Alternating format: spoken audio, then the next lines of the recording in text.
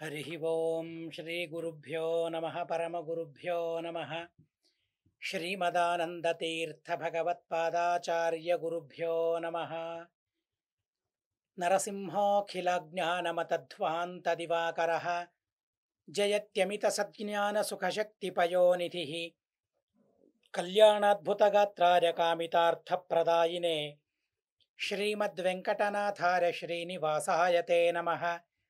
व्यासाय भवनाशाय श्रीशाय गुणराशये हृद्याय शुद्धविद्याय मध्वाय च नमो नमः।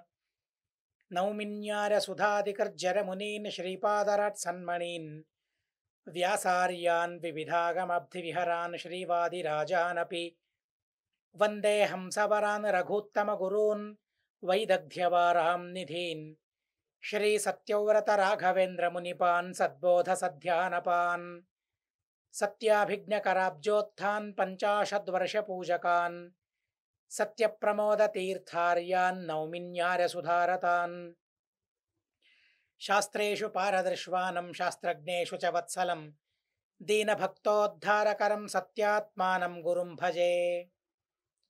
नारायणं सुरगुरुं जगदेकनाथं भक्तप्रियं सकललोकनमस्कृतं च त्रैगुण्यवर्जितमजं विभुमाद्यमीशं वन्दे भवघ्नममरासुरसिद्धवन्द्यं।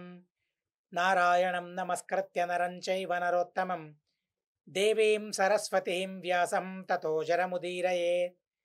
नारायणाय परिपूर्णगुणर्णवाय विश्वोदरस्थितिलयोन्नियतिप्रदाय ज्ञानप्रदाय विबुधासुरसौख्यदुःखसत्कारणाय वितताय नमो नमस्ते स्वस्त्यस्तु हरिः ओं हरिः ओं हरिः ओं।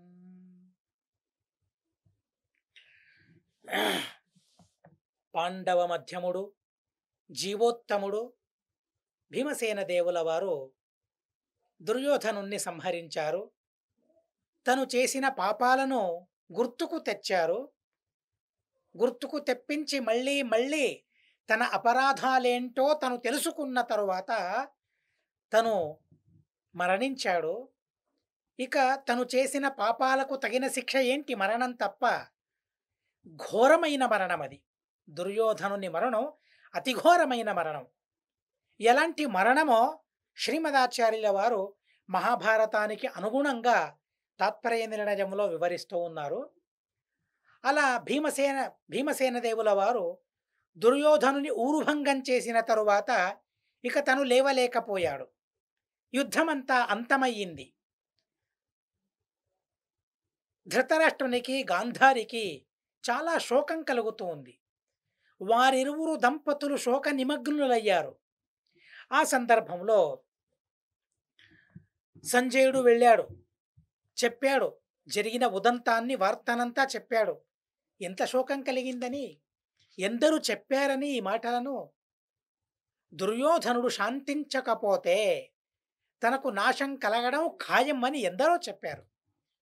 పాండవులతో విరోధం అనర్థానికి హేతు అవుతుందని ఎందరో మహానుభావులు చెప్పారు. అయినా కూడా వారిరువురు దంపతులు పెడచెవిన పెట్టేశారు. నా కొడుకుకు సౌభాగ్యం దొరుకుతుంది అనుకున్నారు, సామ్రాజ్యం లభ్యమవుతూ ఉంది అనుకున్నారు. కానీ దానివల్ల ఎంత అనర్థం వారికి కలుగుతుందో ఆలోచించలేకపోయారు. ఎందరూ చెప్పినా కూడా దాన్ని వినలేకపోయారు. ప్రస్తుతం ఆ అనర్థాన్ని కనులారా కళ్ళారా చూస్తూ ఉన్నారు. 100 హతులైపోయారు. ఆ ప్రసంగాన్ని ప్రత్యక్షంగా చూస్తూ చాలా శోక పరితప్తులయ్యారు వారిరువురు కూడా. ఆ సందర్భంలో యుయుత్సు తన తండ్రి దగ్గరికి వెళ్ళాడు. ధృతరాష్ట్రుని కొడుకు తను యుయుత్సు. తను నిర్రుతి అనుజుడు. మూల రూపంలో నిర్రుతి అనే పేరుతో ఒక దేవత. ఆ నిర్రుతి అనుజుడు, నిర్రుతికి తమ్ముడు తను. అతని పేరు నిర్రుత అని మూల రూపంలో.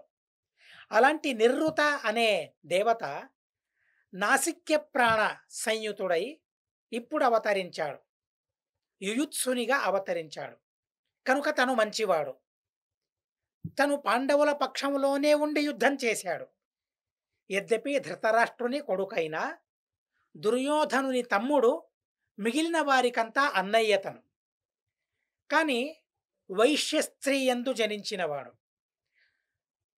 ధృతరాష్ట్రుని వల్ల వైశ్య స్త్రీ యందు జనించినవాడు తను యుయుత్సు. పరమ భగవద్భక్తుడు కనుక పాండవ పక్షంలో ఉండి తను యుద్ధం చేశాడు. ఆ తరువాత తల్లిదండ్రులను సమాధానపరచాలని తను వెళ్ళాడు. నేనున్నాను, నేను మీకు సంరక్షకునిగా ఉన్నానని తెలియజెప్పడానికి యుయుత్సు వెళ్ళాడు. సమాధానపరచాలని చూశాడు. అయినా కూడా వారికి సమాధానం అవ్వలేదు. శ్రీకృష్ణుడు కూడా వెళ్ళాడు. ధర్మయుక్తైశ్చ తత్వార్థై లోకవృత్తానుదర్శకై వాక్యైరాజానమాశ్వాస్య ప్రాయాత్ పార్థాం పునరహరి. భగవంతుడే వెళ్ళాడు అక్కడికి. శ్రీకృష్ణుడే వెళ్ళి ధర్మయుక్తమైన వచనాలతో వారిని ఆశ్వాసింపజేశాడు భగవంతుడు. ఆశ్వాసింపజేసి మళ్ళీ పాండవుల దగ్గరికి వెళ్ళారు. ఈ ఉదంతం జరిగిన తరువాత పాండవుల శిబిరంలో పాండవులు ఉన్నారు. కానీ శ్రీకృష్ణుడు ఆ పాండవుల్ని కౌరవుల దగ్గరికి తీసుకుని వెళుతూ ఉన్నాడు. కాలానుసారతో దేవాంశ్చ ఉపసంహర్తుమచ్యుత యయౌ సపార్థ శైనేయ కురూణాం శిబిరం నిశి. రాత్రో రాత్రి పాండవులందరినీ కూడా కౌరవ శిబిరానికి తీసుకుని వెళ్ళాడు కృష్ణుడు. ఎందుకని అంటే అక్కడే పాండవులుంటే పాండవుల్ని సంహరిస్తారు అనే ఒక గాథ లోకంలో ఉంది. పాండవుల్ని సంహరించడం ఎవరి వల్ల సాధ్యమవుతుంది ఆలోచించండి. 11 అక్షౌహిణి సైన్యాన్ని సంహరించిన పాండవులను సంహరించే తాహతు గలవారు ఎవరున్నారు సరు? అశ్వత్థామాచార్యుల ఎన్నిసార్లు ఓడిపోయారు భీమసేన దేవుల వారి బలం ముందు, అర్జునుని బలం ముందు. ఓటమిని చెవి చూశారు ఎన్నిసార్లు. అలాంటప్పుడు పాండవుల్ని సంహరించే తాహతు ఎవరికి ఉంది? ఎవరికీ లేదు. కానీ జరగాల్సిన పని ఒకటి జరగాల్సి ఉంది. ఏంటా పని అంటే పాండవుల వల్ల ద్రౌపది యందు జనించిన 5గురు ఎవరైతే ఉన్నారో పాండవ పుత్రులు వారి సంహారం జరగాలి. మిగతా పాండవ పక్షంలోని కొందరి సంహారం జరగాలి. పాండవులు అక్కడుంటే వారి సంహారం జరగడం అసాధ్యమే. తానక్కడుంటే పాండవులు అక్కడుంటే ఇక ఆ పాండవ పుత్రుల సంహారం ఎలా జరుగుతుంది? పాండవుల్ని కాదు, పాండవ పక్షంలోని ఏ ఒక్కరిని సంహరించే తాహతు ఎవరికీ లేదు. కనుక శ్రీకృష్ణుడు ఏం చేశాడు? అతి బలవంతులైన అతి సమర్థులైన ఆ పాండవుల్ని రాత్రోరాత్రి కౌరవ శిబిరానికి తీసుకుని వెళ్ళాడు. అలా తీసుకుని వెళ్ళిన తర్వాత ఓ సంఘటన జరిగింది. అక్కడ దుర్యోధనుడు ఎలా పడి ఉన్నాడు, ఎలాంటి దీన అవస్థలో తనున్నాడు పాండవులందరూ చూశారు. అక్కడ కృతవర్మ, కృపాచార్యుల వారు, అశ్వత్థామాచార్యుల వారు అక్కడికి వచ్చారు. అక్కడికి వచ్చి దుర్యోధనునితో చింతన మంథనలు జరుపుతూ ఉన్నారట. చూడండి, దుర్యోధనుని అవస్థ అలా ఉన్నా కూడా మళ్ళీ పాండవుల్ని ఎలా సంహరించడం అనే తను ఆలోచిస్తూ ఉన్నాడే తప్ప నేను చేసింది తప్పు, నేను చేసింది పాపం, నేరం, అపరాధం అని తన మనసుకు బోధపడటం లేదు. దుర్యోధనుడు అంటూ ఉన్నాడు, ఎలాగైనా పాండవుల్ని అంతమొందించాలి. అశ్వత్థామాచార్యుల వారిని వేడుకుంటూ ఉన్నాడు. సుయోధనం ద్రౌణిరముంశయానం ప్రభఘ్న శక్తిం స్వశృగాల భూతై సంభక్షమాణం దదర్శే స్వసంతం. కృతవర్మ, కృప, అశ్వత్థామాచార్యులు అక్కడికి వెళ్ళగా తన పరిస్థితి ఎలా ఉందంటే నక్కలు, కుక్కలు, చివరికి పిశాచాలు తన తొడను చీల్చేశాడు భీమసేన దేవులు. ఆ చీల్చిన తొడను తింటూ ఉన్నాయట. నక్కలు, కుక్కలు ఆహారంగా తింటూ ఉన్నాయట. ఆ నక్కల్ని, కుక్కల్ని దూరం పంపడం కూడా తన వల్ల కావడం లేదు. తనెంత సమర్థుడో తెలుసు. అయినా కూడా తొడలు విరిగి అక్కడ పడ్డప్పుడు లేవడానికి సాధ్యం కావడం లేదు. అది ఆ ప్రాణులకు కూడా తెలిసిపోయింది. ఆ నక్కలు, కుక్కలు వచ్చి తన దేహాన్ని తింటూ ఉన్నాయట. ఇలాంటి ఘోరమైన మరణాన్ని తను చూస్తూ ఉన్నాడు. అయినా కూడా పాండవుల్ని చంపాలనే తనలోని ఆత్రత చంపుకోవడం లేదు. తను చనిపోతూ ఉన్నా తనలోని ఆశ మాత్రం చావడం లేదు. చూడండి, ఆశ ఎంత పెద్దదో. ఆశ మనిషికి ఉండకూడదు, దురాశ సర్వథా ఉండకూడదు. కానీ దుర్యోధన తనకు దురాశ ఉంటుందే తప్ప తనకు మంచి అభిలాష ఎలా ఉంటుంది? లేదు. తను చనిపోతూ ఉన్నా కూడా పాండవుల్ని చంపాలని తను ఆలోచిస్తూ ఉన్నాడు. ఎలా చంపగలను? నేను చంపగలనా? నన్ను పీక్కు తింటూ ఉన్న కుక్కల్ని, నక్కల్నే తరిమి కొట్టడం నా వల్ల సాధ్యం కావడం లేదు. పాండవుల్ని నేనెలా సంహరించగలను? ఆలోచించాడు.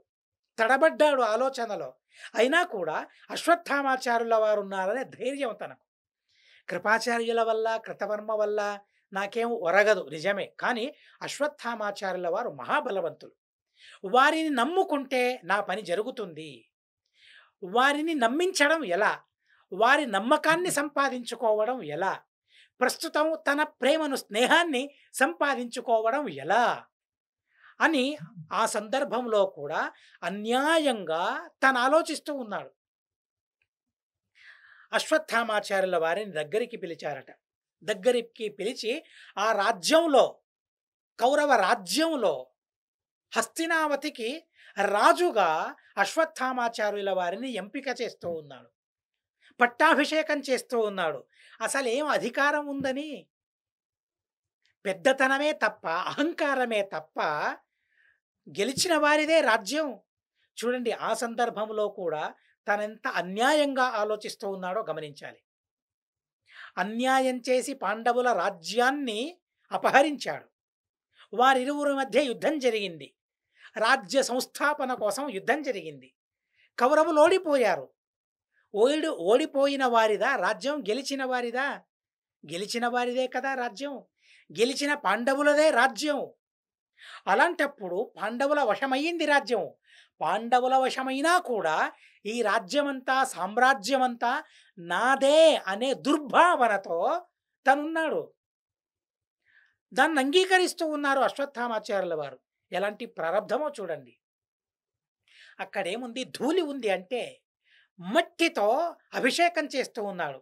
ఈ సమస్త సామ్రాజ్యానికి నువ్వే అధిపతివి, నువ్వే రాజు అని దుర్యోధనుడు ఘోషిస్తూ ఉన్నాడు. అమం వ్యధాత్ పాంస్వభిషేకిణం నృపః ఉచ్ఛిద్య సంతతిం పాండోః కృత్వా స్వక్షేత్ర సంతతిం తయా భూరక్షణ హృద శోభిషిక్తస్తథేత్యగాత్.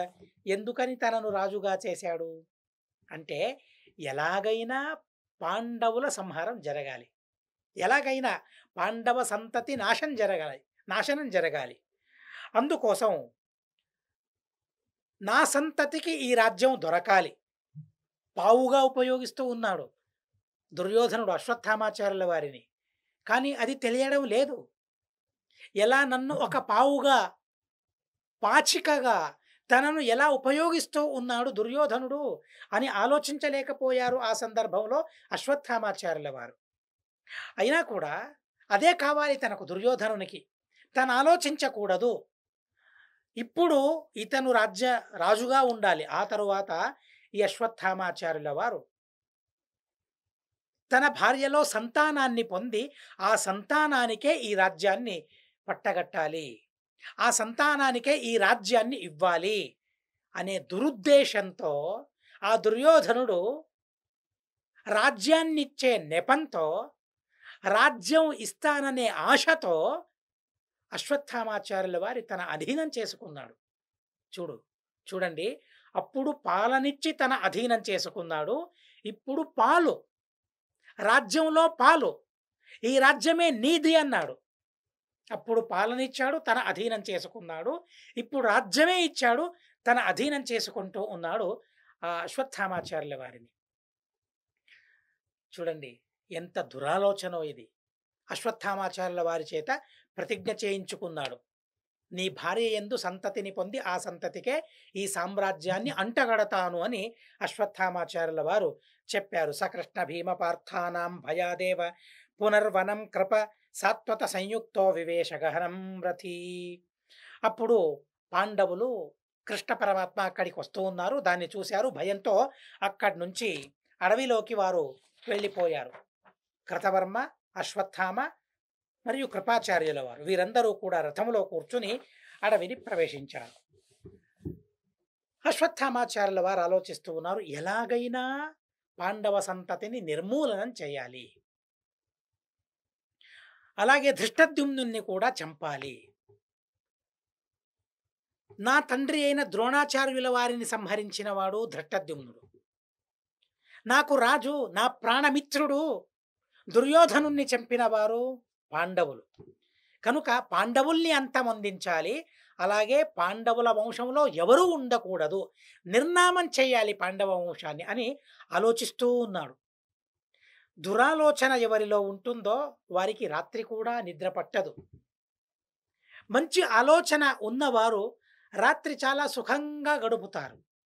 కానీ దురాలోచన ఎవరిలో ప్రవేశిస్తుందో వారికి అసలు నిద్ర పట్టదు. కృతవర్మ, కృపాచార్యుల వారు నిద్రకు ఉపక్రమించారు. కానీ అశ్వత్థామాచార్యుల వారికి మాత్రం నిద్ర రావడం లేదు. అలాగే కళ్ళు తెరిచి మర్రి చెట్టు కింద పడుకున్నారు వారందరూ. పడుకుని ఉన్నప్పుడు ఆ మర్రి చెట్టు సకల పక్షులకు ఆశ్రయం. అది వేల వేల కాకులు అక్కడ ఉన్నాయి మర్రి చెట్టు పైన. ఆ సందర్భంలో బలవంతమైన ఒక గుడ్లగూప అక్కడికి వచ్చిందట. రాత్రి కళ్ళు కనిపిస్తాయి, రాత్రి బలం ఉంటుంది ఆ పక్షికి. గుడ్లగూప ఆ పక్షులనన్నిటినీ చూసిందట. అసలు ఆ పక్షుల వల్ల అపకారం ఆ గుడ్లగూపకు కలిగిందో తెలియదు.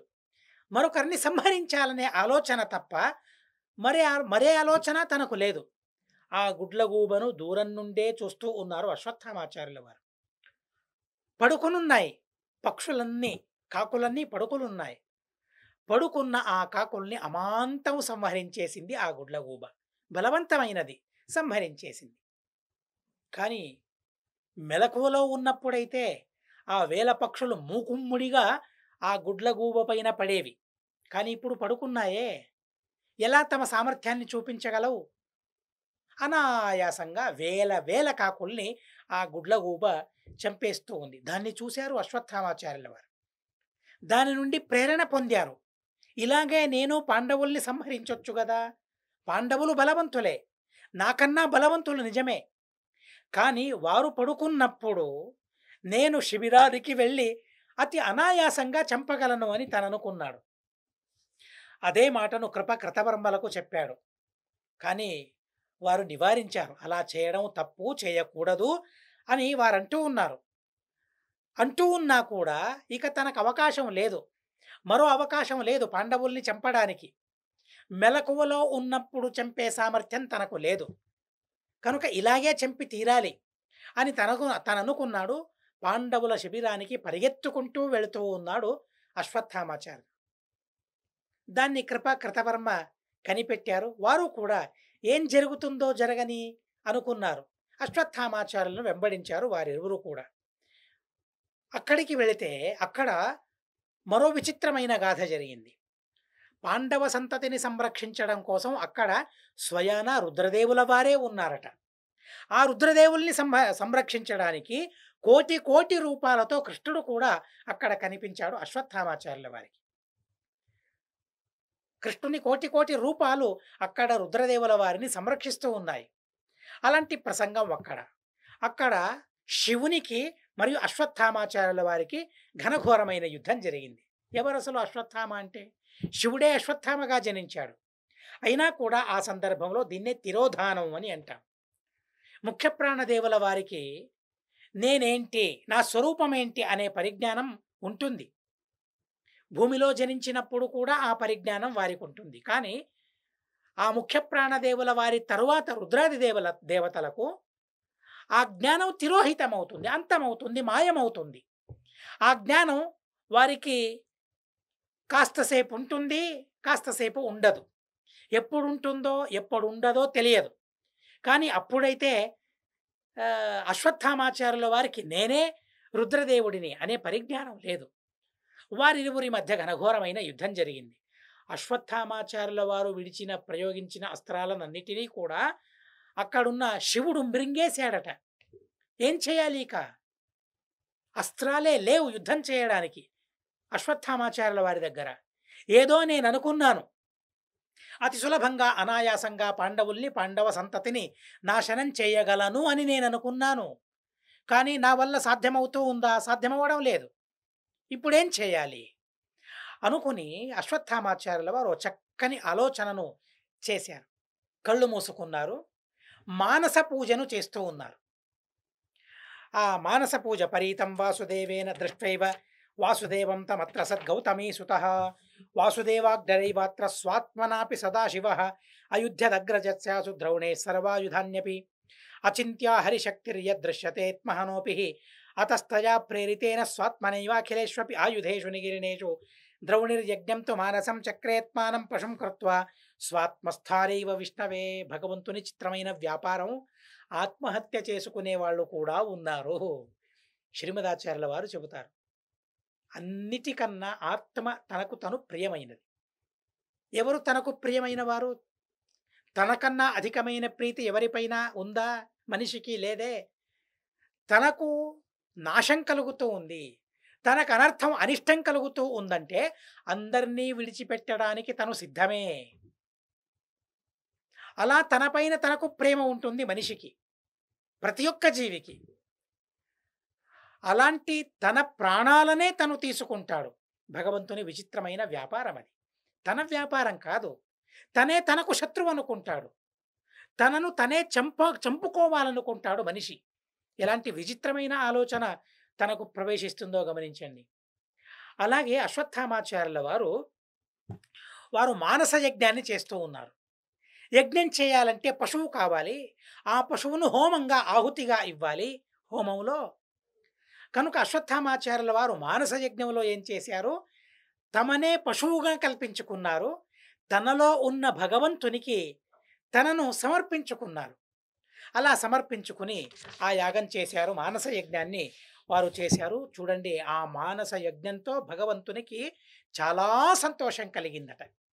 నిజమే, ఈరోజు మనం పూజించుకోవడానికి, భగవంతుణ్ణి పూజించుకోవడానికి పువ్వులు లేవు, అభిషేకం చేయడానికి గోమాత యొక్క పాలు లేవు, మంచి తేనె దొరకడం లేదు, మంచి ధాన్యాలు దొరకడం లేదు, పళ్ళు దొరకడం లేదు. భగవంతుణ్ణి ఆరాధించడానికి ఏ విధమైన సాధనలు కూడా మనకు దొరకడం లేదు. పూజించేటప్పుడు మనం ఒక దివ్యమైన సింహాసనాన్ని కల్పిస్తాం, దివ్యమైన మంటపాన్ని కల్పించుకుంటాం భగవంతునికి. అలాంటి దివ్యమైన మంటపాన్ని చేయించాలని శాస్త్రంలో చెప్పింది. మనం శ్రీమఠానికి వచ్చినప్పుడు ఆ దివ్యమైన స్వర్ణమయమైన రత్న ఖచ్చితమైన ఆ రత్న మంటపాన్ని మనం చూస్తాం. సత్యధర్మతీర్థ శ్రీపాదుల వారు నిర్మించిన ఆ రత్న మంటపాన్ని మనం చూస్తాం. ప్రస్తుతం మా గురువులైన సత్యాత్మతీర్థ శ్రీపాదుల వారు కూడా ఆ మంటపాన్ని నవీకరించారు. అలాంటి మంటపాన్ని మనం చూస్తాం. అలాంటి మంటపంలో భగవంతుణ్ణి ఆరాధించాలి. కానీ మా వల్ల అది సాధ్యమా? సాధ్యం కాదు, నిజమే. కానీ మానస పూజలో, బాహ్య పూజలో ఏది అసాధ్యమవుతుందో మానస పూజలో అదంతా సాధ్యమవుతుంది.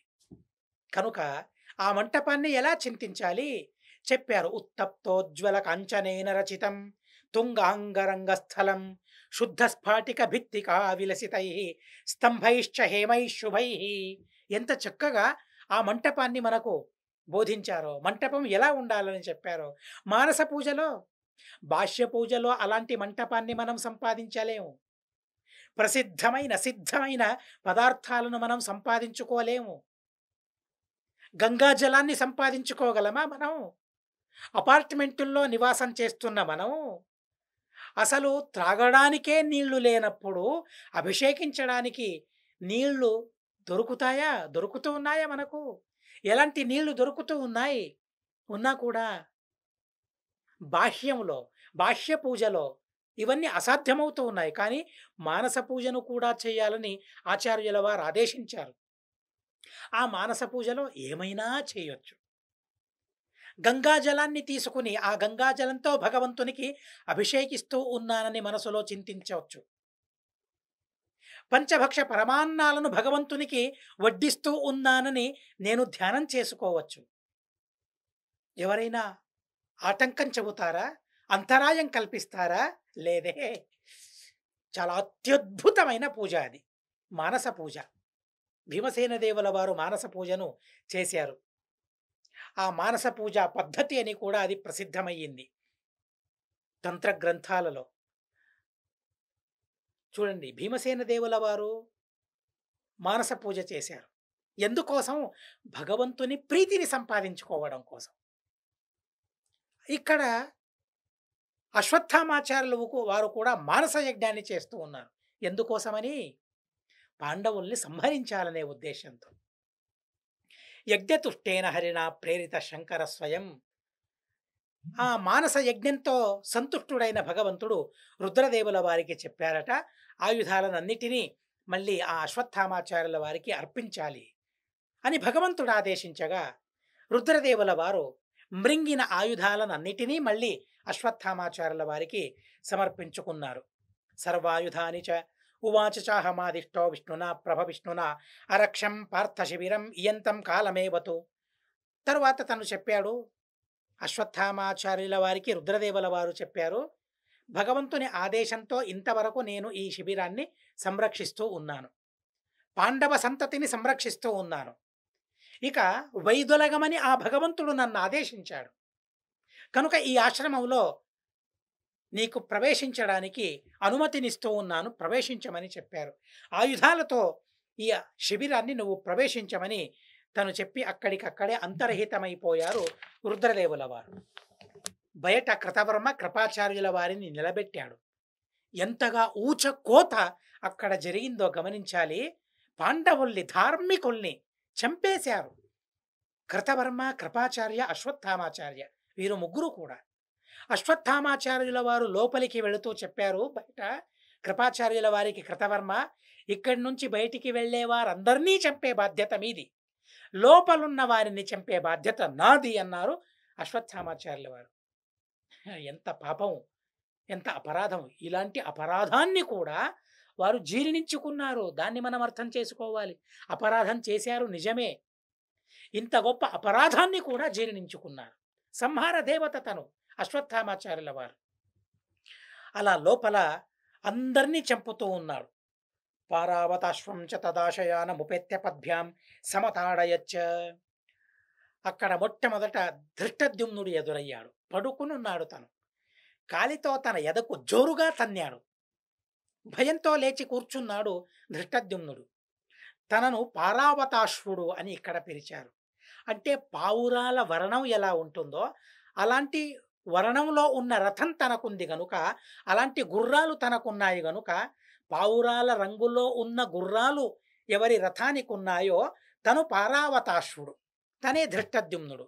అలాంటి ధృష్టద్యుమ్నుని చంపడానికి అశ్వత్థామాచార్యులు సిద్ధమైతే ధృష్టద్యుమ్నుడు అంటూ ఉన్నాడు, నేను పడుకున్నాను, లేవడానికి నాకు అవకాశం ఇవ్వు, నా దగ్గర ఆయుధాలు లేవు, ఆయుధాలను స్వీకరించడానికి అవకాశం ఇవ్వు, ఆ తరువాత కదా నన్ను చంపాలి నువ్వు. ఇదేంటి అసమర్థునిగా నువ్వు నన్ను చంపడానికి ప్రయత్నిస్తూ ఉన్నావే, ఇది నీ సామర్థ్యమా, ఇదా నీ సామర్థ్యం అని అంటూ ఉన్నా కూడా అశ్వత్థామాచార్యులు వేటిని వినడం లేదు, ఎవరి మాటను వినడం లేదు. చంపడమే ధ్యేయంగా పెట్టుకున్నారు కాబట్టి అందరినీ చంపి తీరాలి. ఎవరికి ఇసుమంతైన అవకాశం కూడా ఎవరికి ఇవ్వకూడదు. ఎవరికి తెలుసు ఎప్పుడేం జరుగుతుందో, ఏ క్షణంలో ఏం జరుగుతుందో ఎవరికి తెలుసు, ఎవరికీ తెలియదు. కనుక ఇసుమంతైన అవకాశాన్ని కూడా ఇవ్వడానికి సిద్ధమవ్వలేదు అశ్వత్థామాచార్యుల వారు. ధృష్టద్యుమ్నుని చంపేశారు. అలాగే పాండవ సంతానాన్ని, ద్రౌపదీదేవి యొక్క కొడుకుల్ని కూడా చంపేశారు. అవశ్య భావినం మృత్యుం ధృష్టద్యుమ్నో విచింత్యతం తూష్ణీం బభూవ స్వప్నేపి నిత్యం పశ్యతి తామ్రతిం. ద్రోణాచార్యుల వారిని చంపిన తరువాత ప్రతిరోజు ధృష్టద్యుమ్నులు ఇలాంటి కలనే వారు కంటూ ఉండేవారట. కలలో ఈ దృశ్యమే వారికి గోచరిస్తూ ఉండేదట. తను చనిపోయినట్లు, కాళరాత్రి తనను మృంగేసినట్లు వారికి కల వచ్చేదట. అప్పటి నుంచే అనుకున్నారు, నా మృత్యువు ప్రత్యక్షమవుతూ ఉంది, నా మృత్యువు నా దరి చేరుతూ ఉంది అని తను అనుకున్నారు. అనుకున్నదే ఇప్పుడు జరిగింది. అలా జరిగిన తరువాత ధృష్టద్యుమ్నుడు ఎవరు? అగ్ని అంశ. అగ్ని అంశతో తను పుట్టాడు గనుక అగ్నిలోకానికి తను వెళ్ళి మూల రూపంలో ఐక్యాన్ని చెందారు ధృష్టద్యుమ్నుడు. అలాగే పాండవుల సంతానానికి కూడా ఇలాంటి కళ వారికి వస్తూ ఉంది. అలాంటి పాండవుల సంతతిని కూడా చంపారు. ధృష్టద్యుమ్నుని ఎలా చంపారంటే చాలా విచిత్రంగా చంపాడు. ధనుస్సుకు త్రాడు ఉంటుంది కదండి, ఆ త్రాడును ఆ ధృష్టద్యుమ్నుని మెడకు చుట్టాడు. మెడకు చుట్టి లాగి తనను చంపేశాడు. అలా ఆ ధృష్టద్యుమ్నుని సంహారం జరిగిన తరువాత అగ్నిలోకి తను వెళ్ళిపోయాడు. ఐక్యం చెందాడు. ఆ తరువాత శిఖండి, యుధామన్యు, ఉత్తమౌజస్, జనమేజర వీరిని చంపి ద్రౌపదీదేవి యొక్క కొడుకులెక్కడున్నారో అక్కడికి తను వెళ్ళాడు. వారు లేచి చేతిలో ఆయుధం తీసుకుని ఎదురెళ్తూ ఉన్నారు. వారినందరినీ కూడా అక్కడ ఎవరని చూడకుండా అందరినీ చంపుతూ ఉన్నాడు. పిల్లలని చూడకుండా తను చంపుతూ ఉన్నాడు. ఆ సందర్భంలో భీమసేన దేవుల వారి కొడుకు, కాశీరాజు యొక్క కూతురి కొడుకు తను. కాశీరాజు కూతురికి భీమసేన దేవుల వారికి వివాహం జరిగింది. తనకో కొడుకు పుట్టాడు. తన పేరు శర్వత్రాత అని. అశ్వత్థామాచార్యుల వారు పాండవుల్ని సంహరిస్తూ ఉంటే, పాండవుల సంతానాన్ని సంహరిస్తూ ఉండగా రుద్రదేవుల వారు అక్కడికి వచ్చి తనని తీసుకుని కైలాసానికి వెళ్ళిపోయారు. శర్వ అంటే రుద్రదేవుల వారు.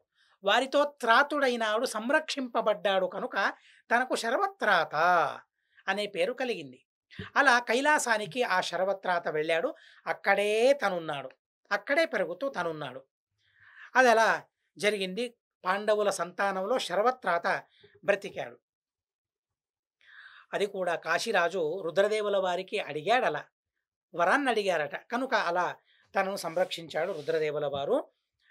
వాసుదేవ మతం జ్ఞాత్వా సామ్రాజ్యాల పరీక్షిత వారయామాస భూలోకం నైవయాహీత్యముం శివ. తర్వాత భగవంతుని ఆదేశం ఏంటి, భగవంతుని అపేక్ష ఏంటి?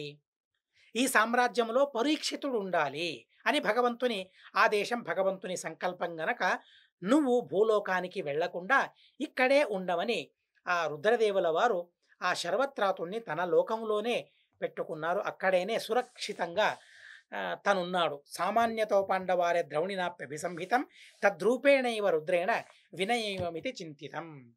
అశ్వత్థామాచార్యుల వారు, రుద్రదేవుల వారు ఇరువురు ఒక్కరే. రుద్రదేవుల వారే అశ్వత్థామాచార్యులుగా అవతరించారు. అశ్వత్థామాచార్యుల వారి సంకల్పం ఏంటి?